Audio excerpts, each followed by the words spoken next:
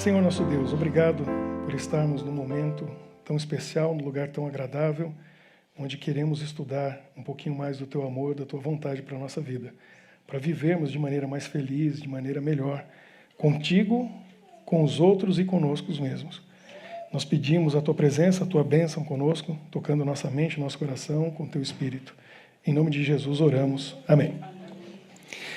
Muito bem. Na montanha, agora vocês já sabem, né? Que montanha é essa? Alguém não sabe? Que lago é aquele? Meus meninos cantam, como falei, todo dia. O Mar da Galileia, no Mar da Galileia, eles cantam. E Jesus ali fez aquele sermão que foi realmente impressionante, porque ele toca em tanto assunto, ele fala sobre tantas coisas diferentes. E eu acredito, pelo que eu vejo aqui, que Mateus fez um resumo, porque eles ficaram o dia inteiro lá na montanha. E Jesus trata de todos os assuntos, e ele foi colocando o que tinha de mais importante e essencial em 3 capítulos, Mateus 5, 6 e 7. E aí, este mês, ou parte desse mês, porque esse mês tem 5 sábados, os 4 primeiros, nós já estudamos sobre ansiedade, espero que tenha ajudado os ansiosos. Quem é ansioso aí já colocou em prática? Já? Não? Continua ansioso? Tenta de tudo, até o que Jesus falou. Essa é a primeira coisa, vai que vai dar certo. A Michelle vai me falando uma coisa hoje, a gente estava conversando, e isso é muito sério. A gente tem dificuldade de viver o momento, o presente. Eu tenho essa dificuldade, eu assumo. Por isso que eu falei para ela, eu tenho dificuldade de ouvir o que ela fala. Porque minha cabeça está ou no passado ou no futuro. E aí ela me falou uma coisa que vai ajudar muitos de vocês a pensarem. Ansiedade é a mente que não conseguiu sair do passado. Não, que não sai do futuro, né? Está ansioso, não sai do futuro. E depressão é a mente que não sai do passado. Não conseguiu, ficou lá no problema que aconteceu. Então, ansiedade e depressão são os 2 problemas que a gente enfrenta, que a gente vê que realmente é sério, e tem a ver com isso. Não conseguiu se libertar do passado e não consegue se despreocupar com o futuro. E é Deus que resolve isso aí. Não vive o presente, não está aqui agora. E aí a vida está passando, porque presente é uma coisa que praticamente não existe. Já passou. Esse momento já virou passado. Não tem, o presente é muito transitório. Está assim, a gente está em movimento o tempo todo. Cada segundo que passa transforma futuro em passado. E a gente está andando. E se você não está aqui, não está vivendo. Não está vivendo. Você pode estar revivendo, pensando no futuro, no passado, ou pensando, fazendo planos, sonhando, pensando nos problemas que estão vindo no futuro. Aí você também não está vivendo. Está em ansiedade. Então a gente vai ter que voltar nesse assunto. Vamos ter que voltar no assunto da ansiedade. Semana passada a gente viu sobre inimigo, como lidar com o inimigo, como tratar com o inimigo. O que Deus falou? Não se vingue, coloca nas mãos de Deus, Ele resolve, Ele é que vai cuidar disso. E hoje o assunto é sobre julgamento.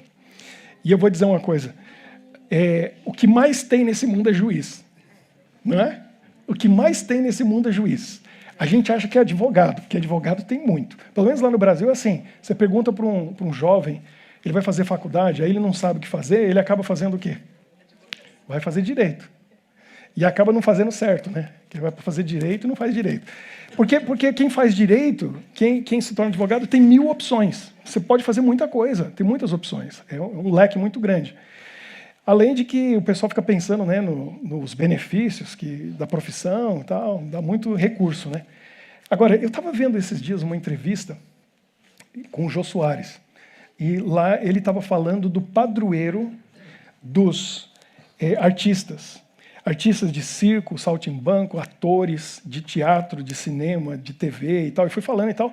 É o mesmo padroeiro dos advogados. Por quê? Porque advogado também é ator. É verdade. Advogado também é ator. Ele é um artista. Então é o mesmo padroeiro. Pode pesquisar. Eu não sou muito de entender de santo, mas é bem por aí. Mas o que mais tem é juiz. É juiz. O que mais tem nesse mundo é juiz. Todo mundo julga todo mundo e acha que... E o juiz de futebol é o que mais sofre, né? Porque hoje em dia com VAR, então, aí pronto, ele não tem como errar. Mas todo mundo sabe, julga e acha que está certo e tem o conhecimento. Então, o que mais tem no mundo é juiz. E aí Jesus falou o quê? O que Jesus diz para nós a respeito do julgamento? Ele vai fundo nisso. Porque julgar os outros é fácil, né? E a gente faz isso num instante. Agora, quando julgam mal a gente, quando eu estou do outro lado da história e eu me sinto mal julgado, como dói, como é ruim. As pessoas interpretam mal nossas palavras, interpretam mal nossas ações, nossas atitudes, querem decidir por nós o que nós pensamos, o que nós sentimos. E aí a gente tem que dizer para a pessoa, não coloca a palavra na minha boca que eu não disse. Não põe sentimento no meu coração porque não é esse que eu tenho. Nem pensamento na minha mente porque não é assim que eu penso. Mas as pessoas julgam. E Jesus foi ou não foi mal julgado? A pessoa mais pura que viveu nesse mundo, mais perfeita. E olha como ele foi mal interpretado e foi mal julgado. Ele sabia o que estava falando. Não só por ser Deus e ter todo o conhecimento, mas por experiência própria. Ele sabia o que é ser mal julgado. E isso é muito bom a gente entender, porque quando eu passo por um problema como esse, eu posso ir a Jesus e conversar com ele diretamente, porque ele sabe exatamente o que eu estou sentindo, o que eu estou passando. Ele foi traído como a gente foi traído. Ele sofreu como a gente sofre. As mesmas coisas que a gente passa, ele passou. E ele foi mal julgado como a gente é mal julgado. Mas aí ele deu a dica para nós, ele falou para a gente no Sermão da Montanha. Ele disse assim, olha, vocês, meus seguidores, meus discípulos, vocês, por favor, não julguem. Não julgueis, para que não sejais julgados. Pois com o critério com que julgares, sereis julgados. E com a medida com que tiverdes medido, vos medirão também. Interessante que Jesus usa esses termos, né? Ó, ele usa o termo critério, com que você julgar, você vai ser julgado. Com a medida com que você medir, você vai ser medido. E aí tem uma expressão que a gente usa assim, que a gente mede com a nossa própria régua. Já viu essa expressão? Porque cada um tem uma régua de um tamanho diferente. É ou não é? Cada um vê a coisa de um jeito diferente. Cada um vê a coisa de um jeito diferente. Você olha e eu fico pensando, isso é uma coisa filosófica, não sei se eu sou maluco, mas como a gente olha para os objetos e às vezes tem um senso comum. Por exemplo, só um louco para dizer que a Gisele Bündchen não é bonita. Você encontrou alguém que vai dizer que aquela mulher não é bonita? Porque tem umas que a gente fica na dúvida, né? Tem gente que fala assim, é bonita, tem outras que falam, é feia. Ah, essa é atraente, essa não é. E aí estão medindo com a própria régua. Porque para uns é atraente, para outros não é. Mas tem coisa que é universal, consenso universal. E, assim, é unânime, todo mundo vai olhar e vai falar. Então aí é fácil de julgar. Mas para algumas outras coisas, a gente fica naquela dúvida. Porque cada um vê o mundo com seus olhos. E aí eu fico pensando, quando a gente abre um perfume, e tem gente que gosta do perfume, tem gente que não gosta. Ah, esse perfume é uma delícia. A gente, já não gostei, é muito adocicado. Minha mãe gosta de perfume masculino, odeia perfume feminino. Não entendo. Mas será que a gente sente os mesmos odores? Será que a gente sente os mesmos sabores? Porque cada um tem uma língua, né? E alguns, infelizmente, já destruíram a sua língua com muita coisa que não devia ter comido, ou porque fuma, e aí não sente o sabor do mesmo jeito. É ruim, né? Porque aí o Maurício eu sei que é um bom cozinheiro. Já até comi pratos que ele fez. Mas aí cozinha e aí oferece para a pessoa, e a pessoa, tá bom. O problema não está com a comida, com o tempero. Às vezes o problema está com quem? Com a língua da pessoa lá, que está destruída, que não sabe sentir o sabor direito. Então eu fico na dúvida, pensando, será que todos nós sentimos os mesmos odores, sentimos os mesmos sabores, ouvimos as coisas e... Porque tem interpretação de todo jeito. A gente ouve as coisas e um entende uma coisa, outro entende outra. Às vezes a gente pega esse livro e eu leio, eu entendo uma coisa e outra pessoa entende outra coisa. Por que isso acontece? Porque cada um mede com a sua régua. E a verdade é que quando a gente faz isso, a gente está entrando num território perigoso, porque no fundo, a gente não sabe certas coisas do que a gente está falando. Nós não sabemos tudo, nós não temos todas as informações. E vamos entender isso daqui a pouquinho, de uma maneira melhor. Porque nós somos limitados dos nossos 5 sentidos. Dizem que a mulher tem um sexto. É verdade? Sim. Tem sexto sentido? Tem. Uau. Tem mesmo? Tem 7? O sétimo sentido eu não sei que as mulheres têm. Mas eu já ouvi falar do sexto sentido. Eu vou dizer uma coisa para vocês. Tem gente que tem um sexto sentido que é uma intuição. Que a mulher percebe coisa que o homem não percebe, né? Vê coisa que o homem não vê. Isso é verdade. Porque vê o mundo de uma maneira diferente. Mas o sexto sentido, para uma pessoa que tem o Espírito Santo, não é sexto sentido. É uma intuição muito forte que Deus coloca no coração e nessa a gente pode confiar. Então é muito importante você ter um relacionamento com Deus e ter o sexto sentido do Espírito Santo, que ele vai dar essa intuição para você e você pode seguir quando você tem um relacionamento íntimo com Deus. Mas os 5 sentidos que todo mundo tem funcionando não é igual. Então a gente não sabe exatamente como são as coisas. Por isso a gente não pode julgar. E Jesus disse, não julgue, senão vão julgar você. Fundo musical, fique tranquilo. Eu não sabia que já estava na hora do apelo. Vamos terminar, vamos orar. Tocou a música no final, né, da mensagem. Então, eu vou contar para vocês uma coisa que aconteceu comigo. E depois nós vamos voltar nesse texto aqui, porque Jesus falou uma coisa muito interessante sobre o julgamento, né? A gente viu lá Mateus 7, e ele fala de uma coisa até engraçada, porque ele diz aqui justamente nisso, ele diz assim, não julgueis para não serem julgados, né? Com a medida com que medidas te medirão. Aí ele fala assim, o que você está fazendo? Você está vendo um cisco no olho do teu irmão, e você quer tirar, e tem uma trave na frente do teu. E o povo deve ter rido na hora, porque a imagem é meio engraçada. E Jesus tinha senso de humor, viu? O pessoal acha que Jesus nunca sorriu, porque tem um texto que fala que ele chorou, não tem nenhum que fala que ele sorriu. Mas ele era uma pessoa feliz. Sabe qual é a prova bíblica de que ele era uma pessoa feliz? A prova foi que as crianças queriam vir abraçar ele, estar no colo dele, queriam a bênção, né? As mães trouxeram. Criança não fica perto de pessoa emburrada. Não fica, não gosta, elas vão embora. Pessoa de cara fechada, pessoa que não é feliz, não atrai criança. O imã está invertido. Faz né? Não vai atrair, vai empurrar, vai afastar. Então, Jesus atraía crianças, você pode saber que ele era uma pessoa bem-humorada, tinha um sorriso no rosto. Então, e ele fala isso. Você está querendo tirar o cisco do olho do teu irmão, você tem uma trave diante dos teus olhos, e você acha que está vendo alguma coisa, tira a primeira trave do teu olho para você poder enxergar melhor e ajudar o outro. Quem é você? Aí tem outra frase que a gente fala, né? É um cego ajudando o outro. Quer dizer, ninguém vai sair do buraco. O sujo falando mal do lavado. Tem muita expressão. Resolve primeiro o teu problema para depois ajudar o outro. Por quê? Jesus está falando dos olhos aqui e da trave no olho, porque a verdade é o seguinte, escute essa frase. Nossos olhos mentem para nós. Nossos olhos mentem para nós. Você vê alguma coisa e você tem certeza do que está vendo, mas teus olhos estão mentindo para você. E aí é o problema do julgamento, porque na verdade a gente não sabe. A gente não sabe. Nossos olhos são mentirosos. E aí eu já posso entrar em alguns pontos aqui e falar, a gente vê uma pessoa na rua, e a gente julga a pessoa e pode dizer, essa pessoa é isso, aquilo, pela aparência que você está vendo. Os teus olhos estão mentindo para você, que ela não é nada daquilo. E tem gente que olha para você e julga você por uma atitude, uma palavra, alguma coisa, põe um rótulo em você. Os olhos dessa pessoa estão mentindo para ela, porque você não é aquilo. E aí, como é bom quando a gente encontra pessoas que veem a gente além da imagem que a gente tem, da situação que a gente se encontra, do que elas estão vendo, e a gente tem que cuidar com isso. E é isso que Jesus está falando, não julgue as outras pessoas. Vou contar para vocês o dia que meus olhos mentiram para mim. Como eu falei, né, eu sou das antigas, isso aconteceu numa época que a maioria não era nem nascido, 1995. E seu pai nem sonhava em encontrar sua mãe para criar você, né, Gabriel?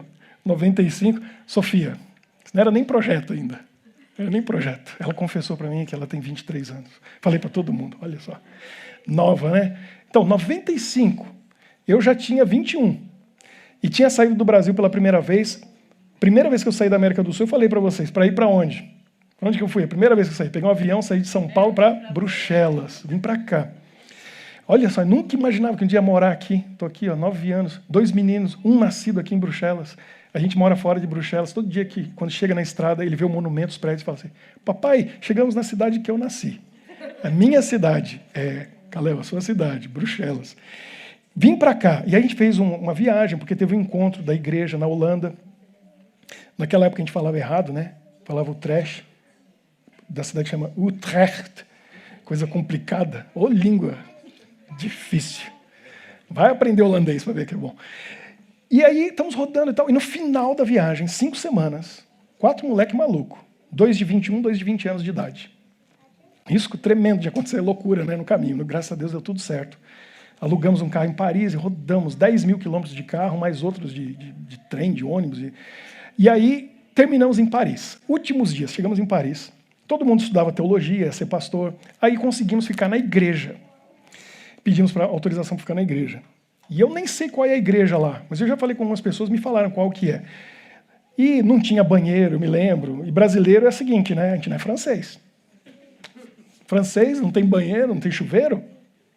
Beleza, brasileiro não tem essa não. Eu tenho uma foto, não trouxe para mostrar para vocês, porque também ia ser muita vergonha. Tomando banho numa torneira, do lado da igreja, assim, ó. Com shampoo, sabonete e tal, um calção assim de banho e a torneira, assim, a gente tomou banho sentado no verão, era verão. Tomamos banho ali na torneira, porque brasileiro não fica sem tomar banho, tem que tomar banho, nem que seja na torneira. Então, a gente chegou ali, ficamos ali acho que de quinta até domingo. Quando era sexta-feira à tarde, na hora que o sol estava se pondo, eu estava com um amigo, a gente eram 4 amigos, né? 2 tinham saído, o Carlos e o Irã tinham saído dali, a gente estava no fundo da igreja ali do lado, só que a gente não tinha encontrado o pessoal, não sabia como eles eram, quem eram, a gente tinha conseguido ficar ali. E aí o Deni, que eu conversei com ele ontem, a gente bateu um papo ontem, o meu amigo Deni, a gente estava ali do lado da igreja, os nossos amigos saíram, e quando a gente olha para frente, o sol já estava quase se pondo, então estava na penumbra. Ainda estava claro, mas não estava claro o suficiente para ver tudo. E eles estavam na sombra. 3 homens começaram a vir na nossa direção. E eles eram escuros e estava escuro. Não deu para ver o rosto, não deu para ver quem era. Eu só vi os 3 vindo. Um deles com a bola de boliche embaixo do braço. O outro com uma faca na mão. E eu olhei para o Deni e falei, Deni, já era. Já era. Eles iam chegar, iam falar em francês assim, né? Perdeu o Playboy. Não sei nem como que fala em francês, perdeu o Playboy. Mas é isso que eles iam dizer, perdeu. E eu estava com essa carteira aqui, ó. Exatamente essa carteira. Essa carteira eu ganhei de uma tia. Quando eu fiz essa primeira viagem em 95, ela me deu, ela falou, coloca teu passaporte. Porque ela tem o tamanho certinho do passaporte. Está aqui, ó, até hoje. Hoje eu tenho 2, e os passaportes estão aqui. Esse aqui, por casamento, nunca pensei que ia virar italiano. Sou italiano, pode me chamar de Riccardo. E esse aqui, bonito, esse é o passaporte mais bonito do mundo. Então aqui, essa carteira mesmo, ela é muito boa, porque ela é de couro, mas olha só como que ela já está velhinha, porque eu não abro mão dela, ela já viajou o mundo inteiro comigo, literalmente. E ela tem isso aqui, ó, que esse aqui é coisa de brasileiro. Você passa no cinto aqui, e ela fica por dentro. Não tem como roubar, não tem como pegar. Mas o camarada vindo com a bola de boliche, o outro com a faca, eu falei, vai pegar. Aí eu peguei essa carteira, olhei para o Deni e falei, cara, terça-feira a gente está voltando para o Brasil, será sexta. Se roubar, o passaporte está aqui. O resto do dinheiro está aqui. Naquela época, esquece internet, telefone, coisa. A passagem era um pedaço de papel. Perdeu? Você perdeu a passagem estava aqui. Eu peguei essa carteira e falei para ele assim, ó, eu vou jogar lá em cima do telhado da igreja. Vou jogar, fazer assim, ó. Pá. E aí depois eu dou um jeito de pegar. Porque nem eu, nem eles, né? Pelo menos eles não pegam. Depois eu dou um jeito e pego. E eu já estava fazendo assim, ó. E eles foram chegando, e foram chegando, e foram chegando. E sabe aquela frase que a pessoa fala assim, você tem certeza que você viu isso mesmo? Aí a pessoa fala, lá no Brasil, fala assim, bem bonito, né? Eu vi com estes olhos que é a terra de comer. Isso é para dar uma ênfase assim, ó, para dizer, não, eu vi mesmo, mas eu vi, eu juro que eu vi. Eu vi com esses olhos que é a terra de comer. Eu vi, eu não vi. Estavam vindo lá, bola de boliche, faca na mão. Falei, pronto, vai roubar tudo. Quando eles chegaram mais perto e a luz do sol bateu neles, e eles saíram do escuro, adivinha? Não era uma bola de boliche. Era isso. Eu nunca tinha visto. Eu nasci num país que melancia é desse tamanho e tem uma lista preta, outra verde, e elas não são redondas, elas são assim, meio compridas assim, né? Meio... Era isso que o camarada tinha embaixo do braço. Eram os irmãos da igreja. Gente boa, os caras. Chegaram, bateram um papo, aquela adrenalina que eu estava foi acalmando. A faca era para abrir a melancia. Abriram a melancia, deram para a gente. Vou dizer para vocês, foi a melancia mais gostosa que eu comi na minha vida. Depois daquele dia, não posso ver a melancia que eu fico doido. Eu falei, nossa, que fruta deliciosa. Que melancia gostosa foi aquela. Eu tinha visto com os meus olhos. Eu vi. Com esses olhos que a terra há de comer. Graças a Deus não comeu ainda. Já faz tantos anos. Mas não era. Meus olhos mentiram para mim. Meus olhos mentiram para mim. Eu julguei e eu estava muito, mas muito enganado, muito errado no julgamento que eu estava fazendo. E é isso que Jesus está dizendo para nós. Não julgueis, porque você não sabe. Você pensa que sabe, você não sabe.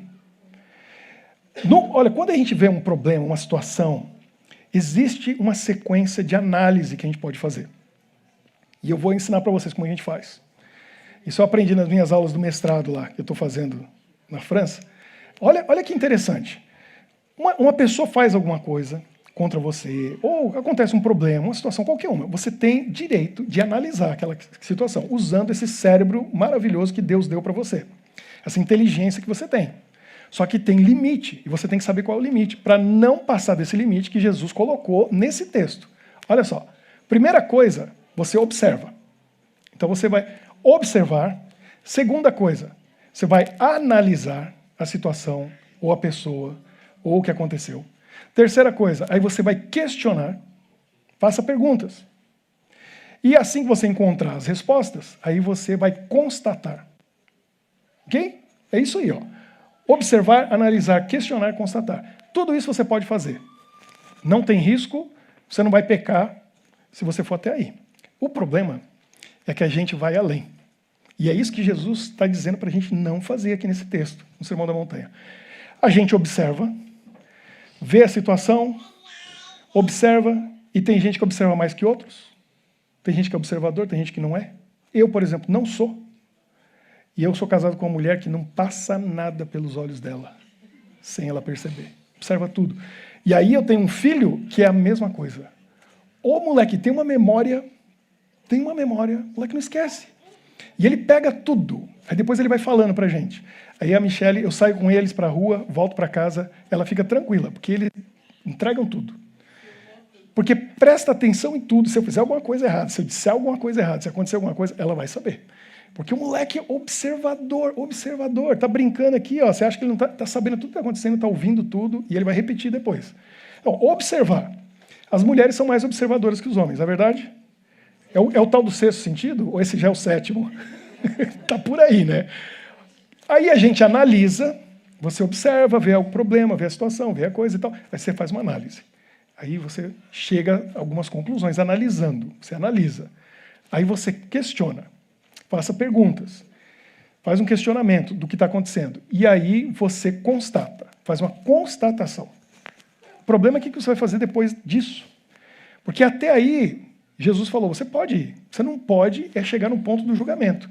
O problema é que a maioria de nós, ou quem sabe todos nós, a maioria das pessoas, depois que observa alguma situação, uma pessoa, que ela analisa, questiona, constata, aí ela cai no problema que é sério, que ela interpreta.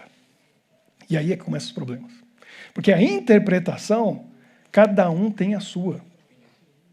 Como que eu interpretei o que meus olhos viram naquela situação? Meus olhos mentiram para mim. O problema não foi no que eu vi na análise, no questionar e não ter constatado. Foi na interpretação do que eu estava vendo.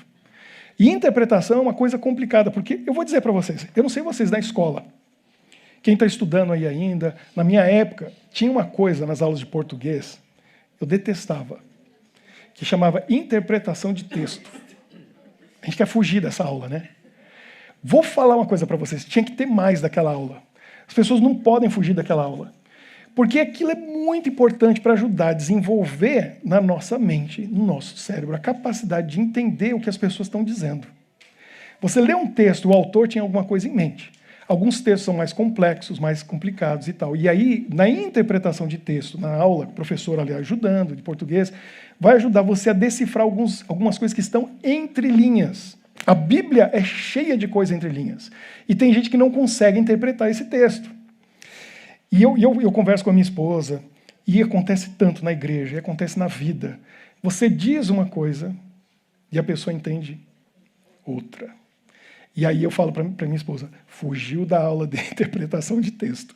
Porque não conseguiu entender, não consegue entender. Já aconteceu com você? Você diz uma coisa, a pessoa entende outra. E tem o problema da literalidade no que a gente diz. Tinha um professor que falou isso. Porque eu estou falando do Brasil, porque em outras culturas é um pouco diferente. Mas no Brasil a gente tem expressões. Quer ver? Se eu disser para vocês assim, eu não gosto de escovar os dentes. O que todo mundo entendeu com o que eu disse? O que você entende? Se eu falar, eu não gosto de escovar os dentes. O que a gente entende?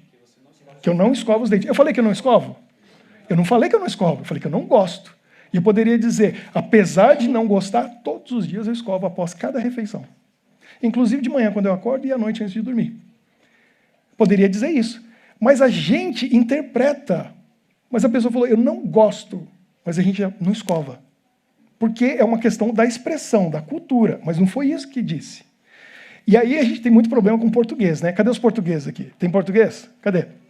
Além da Sofia, Raquel, tem mais alguém? Os portugueses para os brasileiros são muito engraçados. E acontece muita situação engraçada. Porque os portugueses, o europeu em geral, mas o português tem muito isso. O português é literal. É muito literal. Ele fala coisa e fica muito engraçado para o brasileiro. E a gente se ofende com o português. Né? Já vi tanta história em restaurante em Lisboa, uma melhor que a outra. Né? Tava lá, a pessoa está no restaurante, ela come o prato, está comendo ali e tal, achando gostoso. Aí vem o garçom. Quem que é o cozinheiro? Ah, está ali. Aí fala, uma delícia esse prato, parabéns. Parabéns por quê? Não é meu aniversário? Essa é a resposta do português. Aí se ofende, porque acha que foi uma... Né? Chega o garçom, né? O garçom, né? Chega lá no restaurante com o prato e fala assim, quem pediu esse café? Aí a pessoa fala, eu pedi chá. Aí o português diz assim, não foi isso que eu perguntei. É ou não é?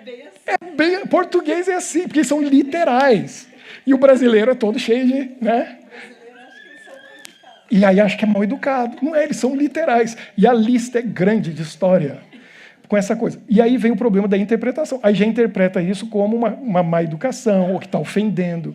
Não é a cultura. É ou não é? As portuguesas. Não é assim? Português é literal.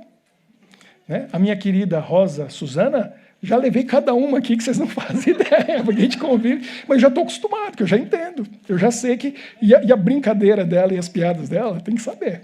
Porque ela fala assim algumas coisas bem... Mas não é para ofender, não. É uma das pessoas mais queridas, carinhosas, amáveis que eu conheço. Só que quem não conhece vai se ofender, porque tem a questão de interpretar, e aí você tem que entender. Jesus falou, olha, não vá para o próximo passo. Não vá além de constatar. E eu vou explicar para vocês por que tem que parar ali. Interpretar é um problema, porque a gente não sabe. E aí tem a história do astronauta. Essa aí é uma história interessante, uma piada. Mas ajuda a gente a entender, porque acontece tanto. O camarada estava andando pela rua, o outro estava na janela da casa, ele passou e falou assim, aê, astronauta! E foi embora. Aí o outro ficou lá pensando. O que ele fez? Ele observou, analisou, questionou, constatou e interpretou. Sabe o que ele interpretou? Ele falou, por que ele me chamou de astronauta? Ficou pensando. Aí ele falou, astronauta, astronomia. Quem mia é o gato vai atrás do rato. O rato come queijo, queijo vem do leite, o leite vem da vaca. A vaca é a mulher do touro. Tá aí, me chamou de corno.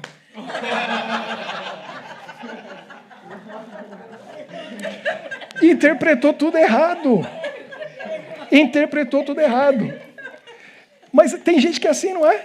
Você fala uma coisa e aí a pessoa interpreta tudo errado e vai entender outra coisa que você não falou. Você não falou nada daquele assunto. Não sai nem chama ninguém de astronauta por aí, tá?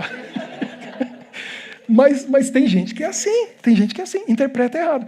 Então Jesus falou, não julgueis, porque depois que a gente interpreta, a gente faz o quê? Julga,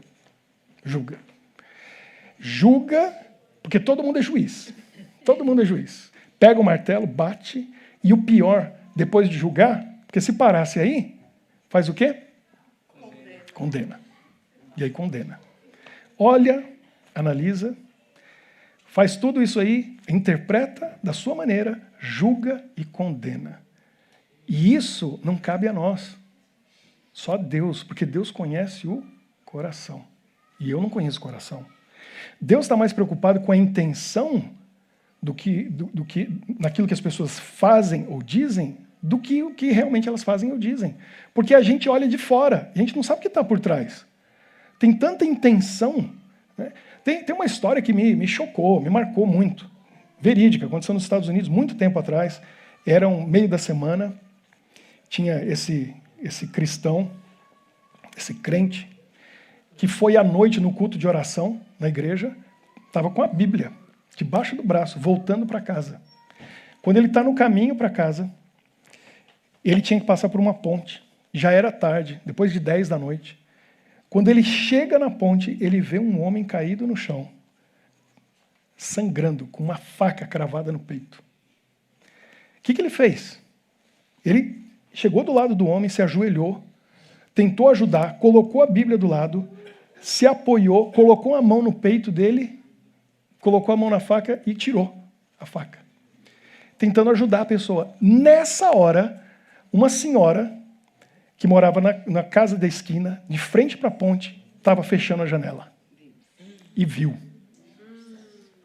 No outro dia, a polícia chegou para investigar, começou a perguntar e ela falou a famosa frase: eu vi com estes olhos que a terra de comer. Foi o fulano, aquele crente, com a Bíblia. Eu vi um momento, e ela viu ou não viu? Viu. Pior que viu. O momento que ele tirou a faca, foi ele. Foi julgado, condenado. O que aconteceu? Perdeu a esposa, perdeu as 2 filhas, perdeu o trabalho, perdeu o nome, a reputação, perdeu tudo. Preso por não sei quantos anos. 13 anos depois, apareceu um homem na cidade, que na época era um adolescente. E geralmente o criminoso volta à cena do crime. Uns para reviver, outros para descobrir o que aconteceu, e esse rapaz tinha se convertido. E ele estava com remorso. E ele voltou. E ele foi perguntar e pesquisar o que aconteceu do crime da ponte. E quando ele descobriu quem estava preso no lugar dele, ele foi na delegacia e confessou. Porque ele era um rapaz que passava necessidades. E uma das poucas pessoas na cidade que ajudavam ele era aquele homem. E agora ele estava preso. Ele foi lá e confessou o crime, contou tudo o que aconteceu. O homem foi liberto, ele foi preso. Agora, quem devolve para aquele homem a esposa, as filhas, a reputação, o nome, o trabalho, o dinheiro, a casa, a vida? 13 anos que ele ficou preso, inocente. Tem como devolver? Tem como reparar? Porque alguém falou, eu vi. A pessoa julgou, foi testemunha de uma coisa que ela viu, mas não era verdade. Então a gente não pode julgar. A gente não pode julgar, porque você vê alguém fazendo alguma coisa errada, e aí você tem que usar de uma certa coisa que a gente não tem, mas vem do Espírito Santo, vem de Deus. Você vê uma pessoa fazendo uma coisa errada, é possível que aquela pessoa fez aquilo errado e naquele momento o Espírito Santo está trabalhando na mente dela e ela se arrependa daquilo que ela fez? É ou não é possível? Aí eu vou destruir a vida daquela pessoa? Vou contar, vou dizer, vou espalhar? A gente tem que pensar que existe essa possibilidade. Porque existe essa possibilidade, a gente tem que sempre ir pelo lado da misericórdia, do amor, da bondade. Outra, hoje é a pessoa que está sendo mal julgada, amanhã é você. Como você quer ser tratado quando você estiver numa situação como essa? Porque todos nós erramos. Todo mundo escorrega e acontece. Como que eu vou julgar? Como que eu vou julgar as pessoas? Então Jesus falou para nós o seguinte: você pode observar, analisar, questionar e constatar. Chegou ali, você para. Não tente interpretar, porque você, na maioria das vezes, vai errar. A sua interpretação está errada. Porque a gente não sabe. Não sabe o que está na mente e no coração das pessoas. Não julgue e muito menos condene. Quando você chega no constatar, constatou, essa pessoa está com problema. Essa pessoa tem problema, o que ela fez foi errado. Aí é a hora de orar por ela. Jesus falou assim, sobre profetas, mas serve para qualquer pessoa. Ele falou assim, Você viu uma pessoa errada, você viu alguma coisa acontecendo, aí ele diz assim, ó, você quer saber do caráter da pessoa? Você vai dizer assim, pelos seus frutos conhecereis. Jesus não falou, pelos seus frutos julgareis. Pelos seus frutos condenareis. Ele não falou isso. Ele falou, pelos frutos conhecereis. Conhecer o fruto não é bom o fruto? Aí o que você faz? Aí você sabe que a pessoa precisa de ajuda. Descobriu? Então ora por ela. Ajude ela. Apoie ela. Busque o bem dessa pessoa. Não é para ver os frutos e condenar. É para ver os frutos e agora sabe que tem que orar o dobro por essa pessoa. Tem que interceder por ela. Tem que lutar por ela. Tem que ajudar ela. Tem que apoiar ela. É isso que Jesus falou. Então, constatou, não vá para interpretar e nem para condenar, para julgar e condenar. Pare ali. Não caia nesse pecado. Porque crimes terríveis acontecem, são feitos quando a gente julga e condena as pessoas. E aí o pior, né? Vem a fofoca. E aí passa adiante. E que passa para outra pessoa, que passa para outra pessoa, e passa para outra pessoa. E no fim do dia, a pessoa está com a vida destruída. Porque alguém falou que viu, ela interpretou, julgou e condenou. E aí destruiu a vida de uma pessoa. A gente não pode jamais cair nessa cilada. E por isso que Jesus alertou dessa maneira. Então, não seja você um meio pelo qual as pessoas têm a sua vida destruída, mas seja uma bênção na vida das pessoas. Leve para elas paz, bondade, generosidade, misericórdia. O amor de Deus, ele se divide em duas partes. O amor de Deus é justiça e o amor de Deus se divide na parte do amor, divide em misericórdia e graça. E nós precisamos exercitar esse amor. Olha só, é fácil gravar essas palavras. Misericórdia e graça. Por quê? Porque graça é quando eu recebo uma coisa que eu não mereço. Uma coisa boa que eu não mereço. A salvação é a graça de Deus. A vida eterna é a graça de Deus. O perdão dos meus pecados é a graça de Deus. E a outra parte do amor de Deus é a misericórdia. Misericórdia é eu não recebo aquilo que eu mereço. Eu mereço morte eterna, mas Ele pagou o preço por mim. Eu mereço sofrer, Ele sofreu no meu lugar. Eu mereço ser desprezado pelo que eu disse, pelo que eu fiz, mas Ele me abraça, me aceita. Essa é a misericórdia de Deus. Então a graça e a misericórdia a gente tem que exercitar todo dia, em cada relacionamento. Com a família, com os amigos, com as pessoas que estão na rua que a gente não conhece. Às vezes você tem que usar da graça, às vezes você tem que usar da misericórdia. E da maneira que a gente trata as pessoas, demonstra quem está no nosso coração. E aí Jesus vai tratar a gente da mesma maneira. Porque Ele não falou? Da maneira que você julgar, você vai ser julgado. Da maneira que você medir, você vai ser medido. E se você medir com amor, que é com graça e misericórdia, Jesus também vai usar na sua vida de graça e misericórdia. Que coisa maravilhosa. Quando Jesus pega a gente no colo e fala, você não merece, mas eu vou dar para você mesmo assim. E aquilo de ruim que você merecia, Ele fala, você não vai receber essa punição. Eu recebo no seu lugar. Que coisa maravilhosa.